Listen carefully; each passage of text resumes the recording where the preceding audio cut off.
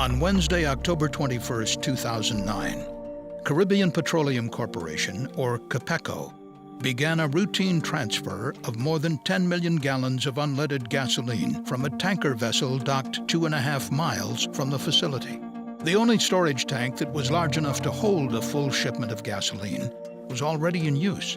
As a result, CAPECO planned to distribute the gasoline among 4 smaller storage tanks. This operation would take more than 24 hours to complete. During transfer operations, one CAPECO operator was stationed at the dock, while another monitored valves controlling gasoline delivery at the terminal. By noon the next day, October 22nd, 2 of the tanks were filled with gasoline. The operators then diverted the gasoline into 2 other tanks, tanks 409 and 411.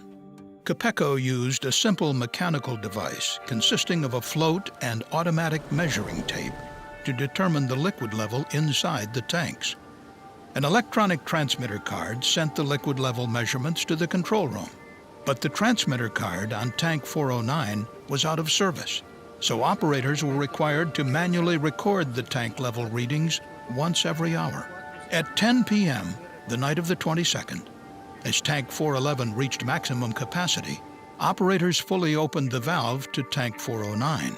At that time, an operator read the level of tank 409 from the side gauge and reported it to his supervisor.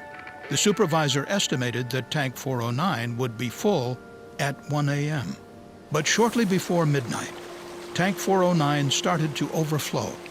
Gasoline sprayed from the vents, forming a vapor cloud and a pool of liquid in the tank's containment dike. The CSB determined that a total of nearly 200,000 gallons of gasoline, the equivalent of 20 full tanker trucks, was released from the 6 vents on the tank. On a warm, windless night, the gasoline vapor cloud grew to cover an area of 107 acres. At midnight, the tank farm operator was ready to perform the hourly check of tank 409. But before reaching the tank, he noticed a strong odor of gasoline. He alerted the dock operator to shut off the flow of gasoline to the tank. The tank farm operator and another operator met the supervisor at the edge of the terminal. There they observed a white fog rising approximately 3 feet above the ground. The supervisor sent one operator to the security gate to stop anyone from entering the site. Then the supervisor and the tank farm operator drove to an elevated point away from the cloud to try to identify the source of the leak. Meanwhile, the pooled gasoline flowed through open valves in the containment dike toward the wastewater treatment area. There, the vapor reached electrical equipment, which ignited the cloud. A flash fire raced back toward the storage tanks.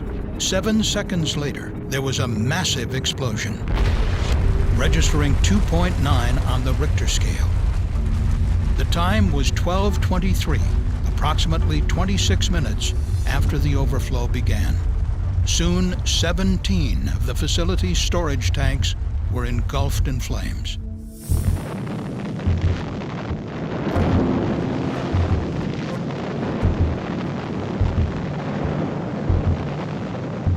Fortunately, the 3 CAPECO employees escaped the tank farm, and there were no fatalities.